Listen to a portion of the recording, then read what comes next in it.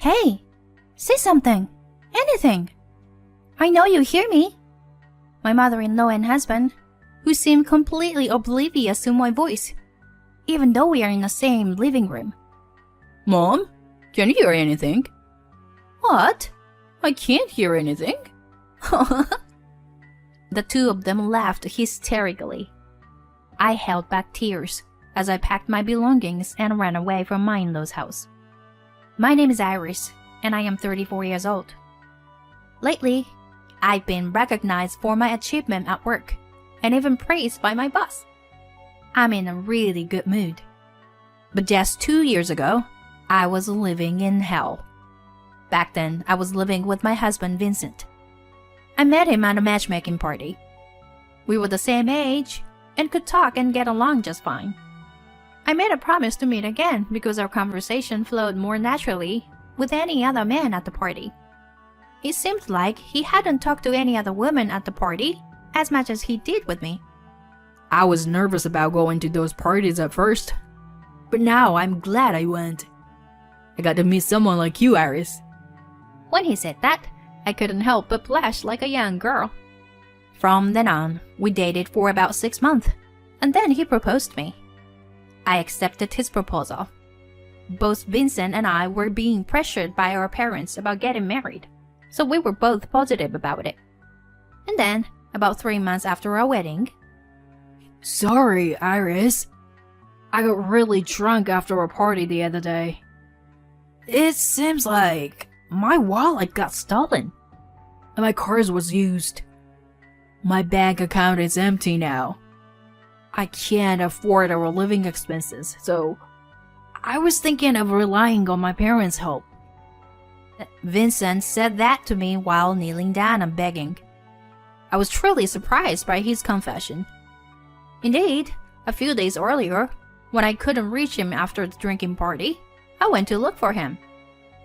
I found him sitting and sleeping in a corner of a nearby alley. He must have had his wallet stolen before I found him. Suddenly? Living with your parents?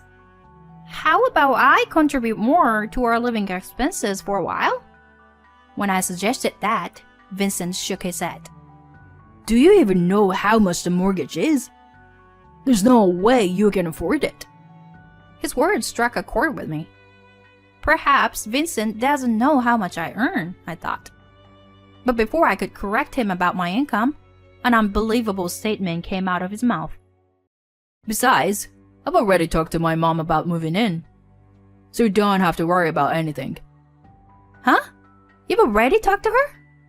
I felt like I was losing consciousness. I'm not particularly close with my mother-in-law.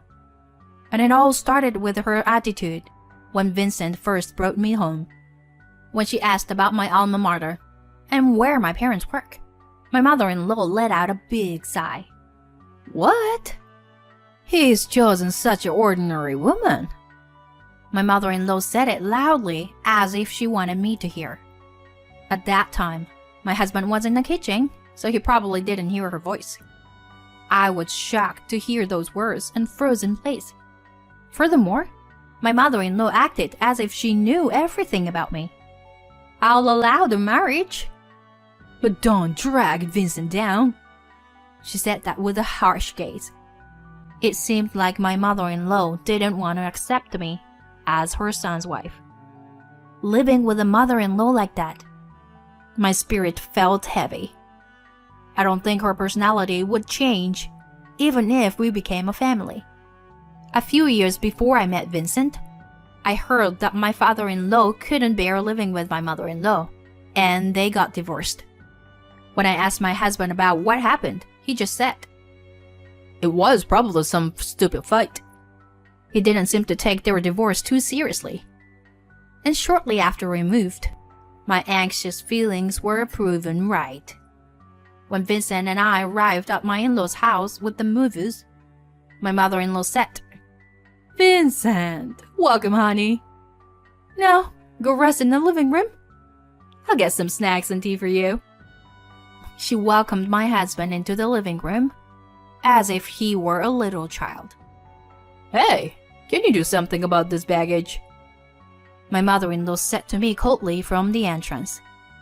I don't understand why she treats me so badly, but I reluctantly instructed the movers on what to do with the bags and unpacked everything myself. Huh? You still haven't finished unpacking my bags? Normally, the wife unpacks the husband's bags first, right? As I unpacked without taking a break, my husband said such a ridiculous thing. I became worried. If I continue like this from the very first day. But I decided to gather myself and not give up. Maybe it's because I accepted their words without saying anything that they feel free to make fun of me. I decided the next time they say something, I'll respond properly. But that decision might have been a mistake. It happened when I went to work and came back home. Since my husband's workplace is closer to my in-law's house, Vincent comes home earlier than I do. Wen, who arrived home later than Vincent, was approached by my mother-in-law. Hey, Iris, what do you think you were doing? Normally, you should have come home before your husband and prepared dinner. My mother-in-law stood at the entrance scolding me. Am I not even allowed to take off my shoes and enter the house? I thought myself that I had to say something to my mother-in-law this time. I work as a full-time employee, just like Vincent. Besides, my workplace is farther from his, so it's only natural that Vincent comes home earlier than me, even if it's the regular working hours. I try to calmly explain this to my mother-in-law, not letting my emotions get the best of me. Upon hearing my words, she turned red and went to the living room. I sighed and took off my shoes before entering the house. That's when it all started. Vincent and my mother-in-law began ignoring me. Initially to the extent that it seemed like they couldn't hear my voice. But when I spoke a bit louder, both of them reacted, and we could have important conversations. However, as this continued for more than a few months, even I, with my patience, realized that something was off. Could it be that they were purposely avoiding me? I asked Vincent about it when we were alone, and he gave me an exasperated look and responded, That can't be true, right? You're just being paranoid. However, after that, the blatant disregard from my husband and mother-in-law became even more apparent. Vincent, I want to talk about our finances this month. Even when I try to initiate a conversation, my husband would ignore me. Thinking that maybe he didn't hear me, I raised my voice, but he just stood up and went to his room. My mother-in-law did the same, not even attempting to look in my direction. When I called out multiple times, she raised the volume of the TV, drowning out my voice. The TV was so loud that I covered my ears and left the room. I couldn't understand the reason behind all of this. And these days I felt increasingly down. Nonetheless, I continued to do household chores like laundry, cleaning, and cooking. I believed that if I remained silent, they would eventually start talking to me properly. But 1 year had passed since Vincent and I moved into my in-laws' house. At that time, I met someone through work who made me question things about Vincent. I wanted to ask my husband about it, but as usual, he didn't respond to me. Hey, can you say something? Anything? You can hear my voice, right? We're all in the same living room. There's no way they can't hear me. Hey, Mom, can you hear anything? What? I can't hear anything. They both laughed and didn't even look at me. That's when I realized. They just want to hurt me. They're no longer my family. With that thought, I packed my belongings and left my in-laws' house. Shortly after, I filed for divorce. A few months later, I found out that Vincent had completed the necessary procedures, and I returned to being single. I decided to change jobs as well, because I didn't want Vincent to know about my new workplace. After settling into my new life, I moved out of my parents' house and started living on my own. And it was during this time, at my new job, that I had a fateful encounter. I met a man named Mike for the first time at a coffee shop near the office. It all started when I picked up the loose change that fell out of his wallet. Oh, I'm sorry. Thank you very much. Saying that, he treated me the coffee I was buying. At that time, since we hadn't exchanged names or anything, I thought we wouldn't meet again. However, we happened to run into each other at work on another day. Mike and I had several such coincidental encounters, and about 6 months after we first met, we officially started dating. Since I had some time after meeting Mike, I felt comfortable starting a relationship with them. He also trusted me. After a few years of dating, we decided to live together with the intention of getting married. And after a while, we officially registered our marriage. By the time, I had completely forgotten about my ex-husband. However, suddenly, I received a message from Vincent. Since we hadn't been in contact, I had forgotten to block him. The abrupt email contained the following message. Mom passed away, come to the funeral. Why would I, the ex-wife, who divorced many years ago, have to attend my ex-mother-in-law's funeral?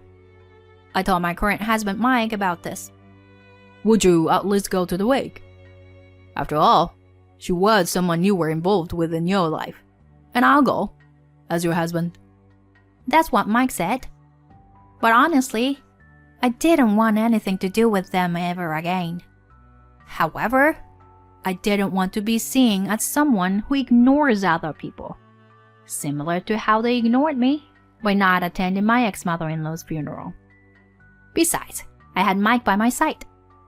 Looking back, I can't say that I completely severed ties with Vincent in my past relationship. I merely ran away. Now, I can put a proper end to that relationship this time. Thinking that, I went to the funeral of my ex-mother-in-law with Mike. When Vincent saw me, he approached me with a smirk on his face, which was inappropriate for a funeral. It had been years since I last saw my ex-husband, and it seemed like his face had gotten a bit rounder, perhaps due to unhealthy habits. Hey, Iris. So you didn't erase my contact information after all. You still have feelings for me, huh? If you kneel down and apologize right now, you can come back to me, you know? Seeing that expression, I felt uncomfortable. And in an instant, his face stiffened. My ex-husband was looking at Mike. Is there anything you want from my wife? Saying that, Mike pulled my shoulder closer, his gaze cold and piercing. Upon seeing this, Vincent turned pale, trembling uncontrollably. Mr.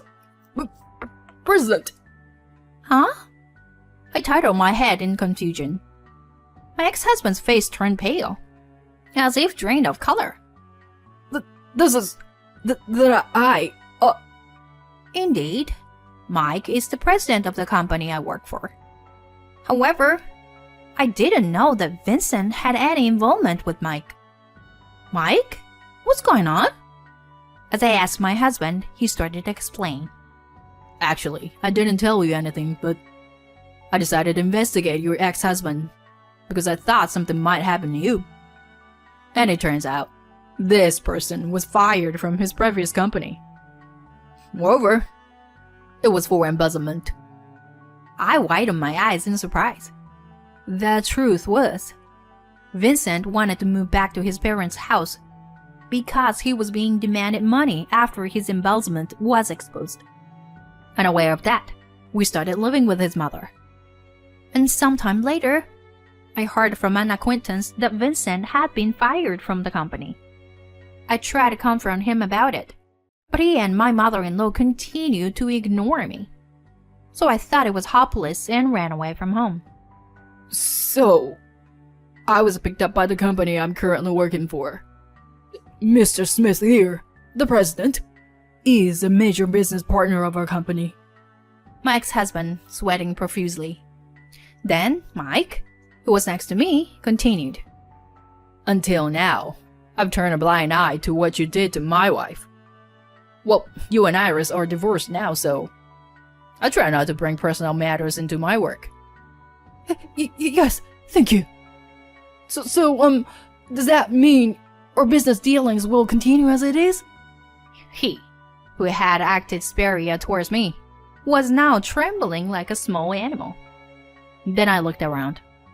It seemed that Vincent's boss was also in attendance, and he approached us in a flustered manner. Mr. Smith, to meet you here? Anything wrong? Wiping his head with a handkerchief, Vincent's boss asked Mike. Mike let out a sigh and replied, Actually, my wife divorced this man several years ago. And at that time, he and his mother treated her so badly. When he called her to the funeral, saying she should come, I got worried about my wife and came with her. Is that true? Then he grabbed Vincent's shoulder. Vincent was avoiding eye contact as he was being questioned. And today, when he noticed my wife, he immediately told her to kneel if she wanted to remarry him. I'm glad I came with my wife. You? How dare you? Vincent's boss seemed like he was about to attack him. I have no intention to further humiliating my wife, so we'll leave now. I don't intend to speak ill of the deceased, but she treated my wife horribly, so there's no need for greetings, right? We are truly sorry. I will never let this guy bother you anymore. My ex-husband was in a daze on the spot. In that state, he wouldn't be able to handle the role of the chief mourner. Well, it has nothing to do with me and Mike anymore. A few days later, actually, I received a call from that trading company. It seems your ex-husband was fired. Mike spoke up. Huh, fired? Yeah. They said he was fired without me even saying anything. They apologized for making you uncomfortable as well. It seems he was embezzling expenses at his current company too. People never change, huh? I couldn't help but sigh. Being married to someone like that, it's the worst, I said, and Mike laughed. Well, it's because of that divorce that I was able to meet you, my husband said with a smile, and I couldn't help but laugh along. In the next spring, a new family member will arrive. I want to build an even happier family with my kind husband and look forward to the birth of our child.